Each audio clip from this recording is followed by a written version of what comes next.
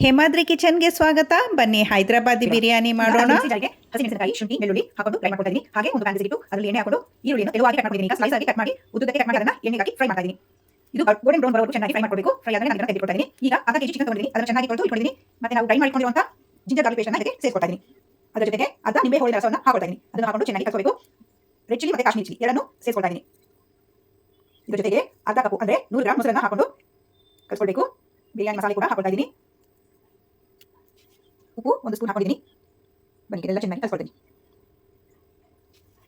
ಮಸಾಲೆ ಎಲ್ಲ ಚಿಕನ್ಗೂ ಸೇರೋ ಹಾಗೆ ಕಲಿಸ್ಕೊಳ್ಬೇಕು. ಲೆಗ್ ಪೀಸ್ ಕೂಡ ಹಾಕೋಬಹುದು, ನನಗೆ ಸಿಕ್ಕಿಲ್ಲ ಅದರಿಂದ ಚಿಕ್ಕ ಪೀಸನ್ನೇ ಸೇರಿಸ್ಕೊಂಡು ಕಲಿಸ್ಕೊಳ್ತಾ ಇದ್ದೀನಿ. ಈಗ ಆಯಿಲ್ ಕೂಡ ಹಾಕೊಂಡು ಚೆನ್ನಾಗಿ ಕಲಿಸ್ಕೊಂಡಿದ್ದೀನಿ. ನಾವು ಮೊದಲೇ ಹುಟ್ಟಿಕೊಂಡಿರುವಂಥ ಈರುಳ್ಳಿಯನ್ನು ಈಗ ಸೇರಿಸ್ಕೊಳ್ಬೇಕು. ಸ್ವಲ್ಪ ತೆಗೆದುಕೊಳ್ತಾ ಇದ್ದೀನಿ, ಯಾಕಂದರೆ ಅದು ಅನ್ನ ಮಾಡುವಾಗ ಅದ್ರ ಮೇಲೆ ಹಾಕೋದಕ್ಕೆ.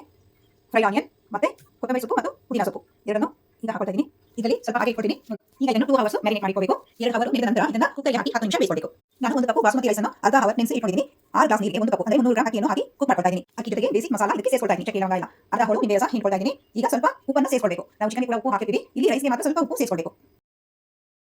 ಅಕ್ಕಿಯನ್ನು ನಿಧಾನ ಉರಿಯಲ್ಲಿ ಅಂದ್ರೆ ಮೀಡಿಯಂ ಫ್ಲೇಮ್ ಅಲ್ಲೇ ಬೇಯಿಸಬೇಕು. 4 ನಿಮಿಷ ಮೀಡಿಯಂ ಫ್ಲೇಮ್ ಅಲ್ಲಿ ಬೇಯಿಸಬೇಕು. ನೋಡಿ ಈಗ ಒಂದು 70% ಅಕ್ಕಿ ಬೆಂದ ಮೇಲೆ ನಾವು ಇದನ್ನ ಚಿಕನ್ಗೆ ಸೇರಿಸ್ಕೊಳ್ಬೇಕು. ನೋಡಿ ಹೀಗೆ ನೀರೆಲ್ಲ ಬಸಿದು ಅನ್ನನ ಮಾತ್ರ ಚಿಕನ್ ಮೇಲೆ ಒಂದು ಲೇಯರ್ ಹಾಕೊಳ್ಬೇಕು. ಹೀಗೆ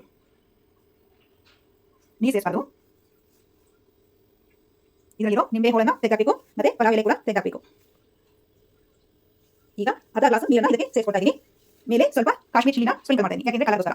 ಜೊತೆಗೆ ಸ್ಯಾಫ್ರನ್ ನೆನೆಸಿದ್ದು ಅದನ್ನು ಕೂಡ ಸ್ವಲ್ಪ ಹಾಕಬೇಕು. ಇದರ ಜೊತೆಗೆ ನಾವು ಮೊದಲೇ ಹುರಿದಿರುವಂತ ಈರುಳ್ಳಿಯನ್ನು ಈಗ ಸೇರಿಸಬೇಕು.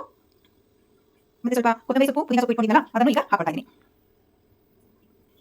ಮೇಲೆ 2 ಸ್ಪೂನ್ ತುಪ್ಪ ಹಾಕೊಳ್ತಾ ಇದ್ದೀನಿ.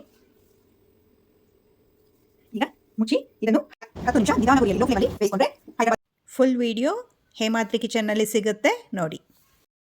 ಬಿರಿಯಾನಿ ರೆಡಿ ಆಗುತ್ತೆ. ನೀವು ನನ್ನ ಚಾನಲ್ ಸಬ್ಸ್ಕ್ರೈಬ್ ಮಾಡ್ಕೊಂಡಿಲ್ಲ ಅಂದ್ರೆ ಸಬ್ಸ್ಕ್ರೈಬ್ ಮಾಡ್ಕೊಳ್ಳಿ, ಲೈಕ್ ಮಾಡಿ, ಕಮೆಂಟ್ ಮಾಡಿ, ನಿಮಗೆ ಇಷ್ಟವಾದವರಿಗೆ ಶೇರ್ ಮಾಡಿ. Thank you for watching. ಇನ್ನೊಂದು ವಿಡಿಯೋ ಸಿಗ್ತೀನಿ. Bye by.